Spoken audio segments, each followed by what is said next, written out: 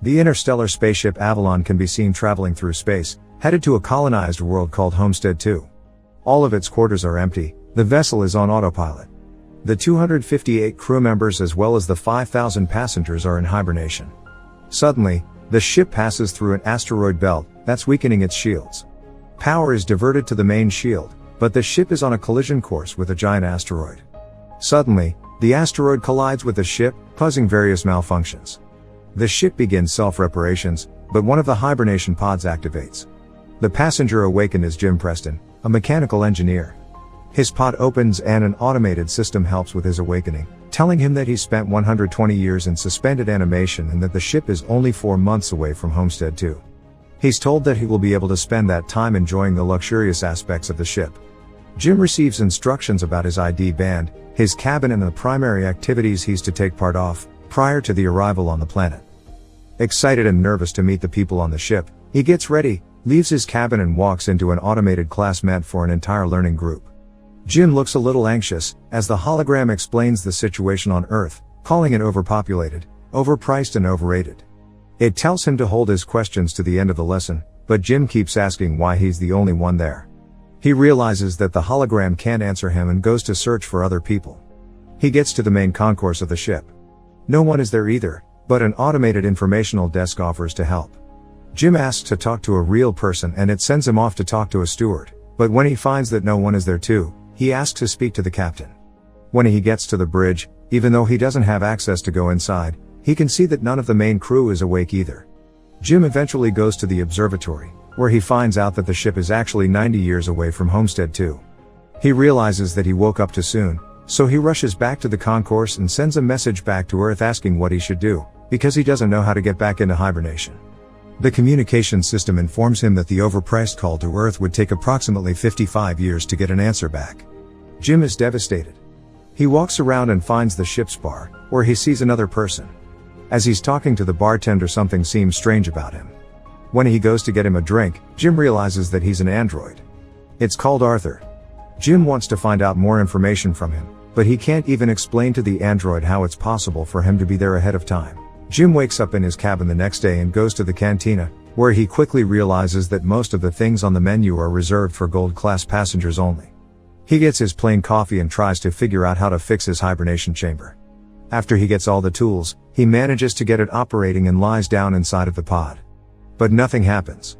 Next, he decides to use the tools he found to get into the crew's hibernation chambers. That doesn't work either. Small malfunctions happen around the ship. Jim keeps returning to the bar to drink, but mostly to talk to Arthur. The android gives him some advice that convinces him to break into one of the gold-class rooms and try to have some fun on the ship. Jim tries all the restaurants, the games, the entertainment system. But as time passes, he becomes even more miserable to be there alone. One day, he gets drunk and wanders around the hibernation pods, when he stumbles into an airlock with spacesuits designed for spacewalks. Jim gets into a suit and goes to the airlock, pushes a lever and then the button to release the airlock door. Once outside the ship, he's mesmerized by the view. He's the only conscious human being experiencing that moment in time. Jim releases the magnets on his boots and floats in space, feeling devastated. He comes back inside, takes off the suit, but goes back to the airlock without it on. He pulls the lever, ready to end it all, but changes his mind in the last moment, runs back inside and slips on a bottle. Jim stands up and is instantly drawn to a woman in one of the pods, named Aurora. He searches for her files in the directory and listens to her passenger interview, becoming enamored with her. Later he's seen sitting next to her pod, still listening to her interviews. Back in the bar, he's reading some of her work and is talking to Arthur about her writing. He becomes obsessed with the irony of his situation, going to another planet for a better life, waking up early and not getting there, and finding his perfect woman, only for her to be out of reach. Jim keeps thinking about her and starts getting the idea to wake her up too. He talks it over with the android, but he doesn't understand the conundrum. If he wakes her up for his own benefit, he'd be stranding her there with him, to die on the ship. Jim decides against it first, but as time goes by he can't let it go, until one day, he changes his mind. He goes to her pod and manages to activate it. As she's waking up and going through the same process as he did, he hides and goes back to his room. A little bit later he goes to the main concourse, hoping to find her. And there she is, just as confused as he was a year ago. Jim tells her they're the only ones awake and takes her to the observatory. Then he tells her that he can't get to neither the crew, nor the main commands of the ship. Aurora freaks out and wants to get back into her pod. When they get to it, Jim explains that there is no special equipment on the ship that can help them get back into hibernation, effectively telling her that they're stranded. They go back at the concourse and he tells her that she should rest, since she just came out of hibernation. She feels sorry for him, having to spend more than a year alone on the ship. Jim goes back to the bar, feeling regretful about what he did. He asks Arthur not to tell Aurora that he was the one that woke her up. The next day, Aurora wakes up. She goes back to the concourse and asks the automated info desk about the hibernation pods. Jim joins her there and they go to get breakfast. As they leave, the info desk has some sort of malfunction. In the cantina, Aurora realizes that Jim has been eating the same breakfast for more than a year and gets him one of the gold class menus. They talk about the possibility to fix the pods, but, unlike Jim, Aurora isn't ready to give up. She searches through the infirmary, then goes through research documents, eventually ending up at the crew's hibernation quarters trying to break the doors open. Jim notices more malfunctions throughout the ship. Sometime later, Aurora laments about her life on the Avalon. She writes, jogs around the ship and swims in the pool, becoming more and more aware of her situation. She goes to the cantina to interview Jim, thinking that his story might be interesting. She asks why he immigrated to the colony. Jim answers with slogans from the company first, but then further explains that he hopes that on the new world he could be somebody, he could build a life. Later, they end up in the observatory and Aurora finally shares her reason to be there. Unlike the other passengers on the ship, she has a round-trip ticket. Her idea was to go to Homestead 2, live there for a year and come back to Earth, to become the first journalist that has ever done that, writing the greatest story that ever was. Aurora slowly gives up on finding a way to fix their current predicament and Jim figures out a way to cheer her up. He takes her dancing, to the cinema, and to the basketball court. Lastly, he takes her to the bar to meet Arthur. She relaxes for a bit, until she remembers their situation. Jim is left alone with the android, feeling awful about what he's done to her. The next moment he's seen tinkering with something and in the other Aurora walks into the observatory to find a miniature of the Chrysler building he made for her. Sometime later, they go on a date at the bar. They have dinner and share stories about their lives. She tells him that her father died when she was a teenager. After the dinner, Jim takes Aurora to the airlock and they get into the spacesuits. They go out for a spacewalk together. Jim finally has someone to share that magnificent experience with. Jim switches off the magnets on their boots and they float together in space. They come back inside and immediately kiss, retreat to his cabin and sleep together. Soon after, they start living like a couple. Aurora moves into his cabin and writes about her life on the ship. They jog together, eat together, sleep together. Jim explores the ship further and finds the hydroponics bay. He brings Aurora flowers.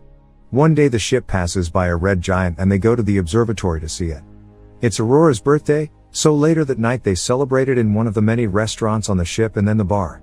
Jim goes to the washroom and prepares the ring he made for Aurora, while she stays in the bar chatting with Arthur. The android tells Aurora that Jim woke her up intentionally, unaware that he was still to keep that a secret. Suddenly, Jim comes back and she confronts him in absolute disbelief. She runs away furious and panicked. Jim comes back to his cabin to find all her things gone.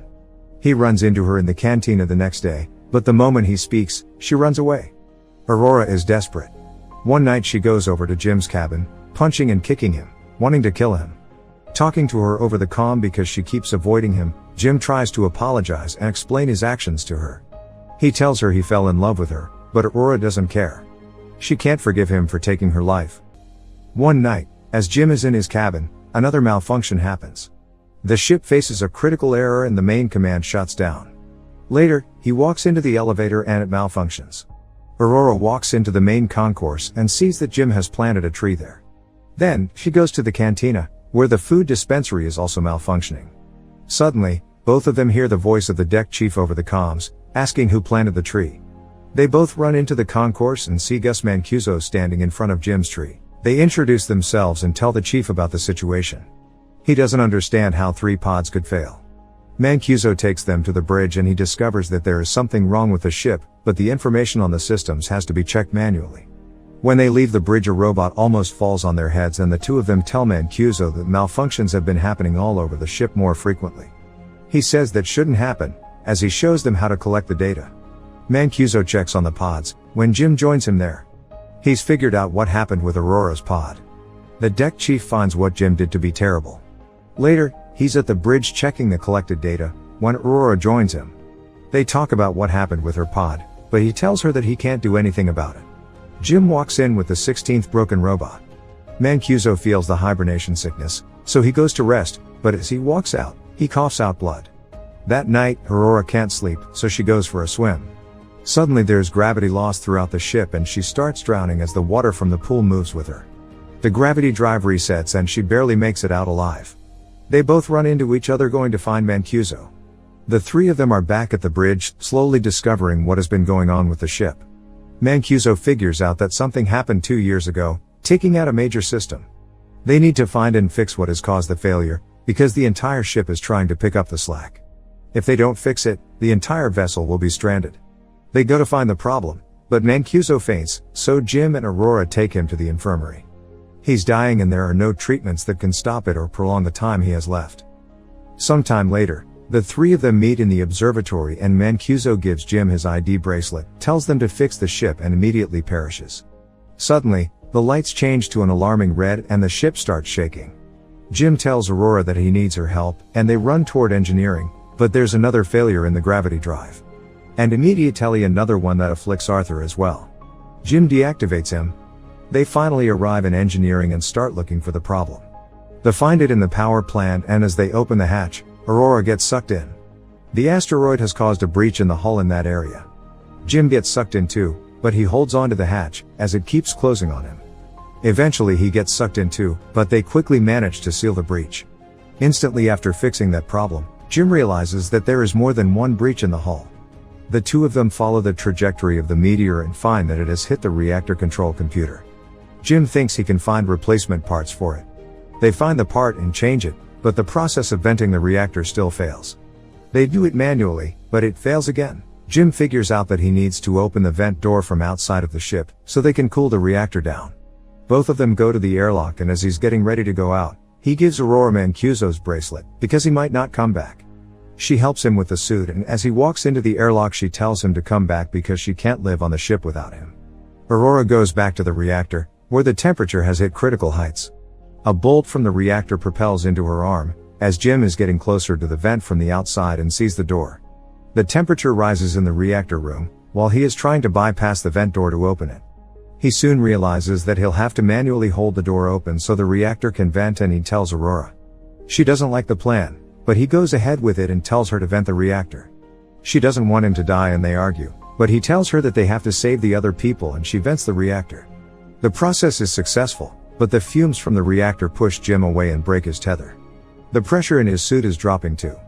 He tells Aurora what happened and she moves as fast as she can to get to another suit and bring him in. He apologizes to her again. She puts on a suit and flies out to get him, but her tether is too short.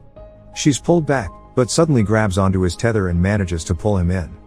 Aurora drags Jim into the infirmary, only to find out that he's already dead. She uses Mancuso's bracelet to override the medical protocols and to resuscitate him. The medical pod does the work automatically and revives Jim. Aurora forgives him.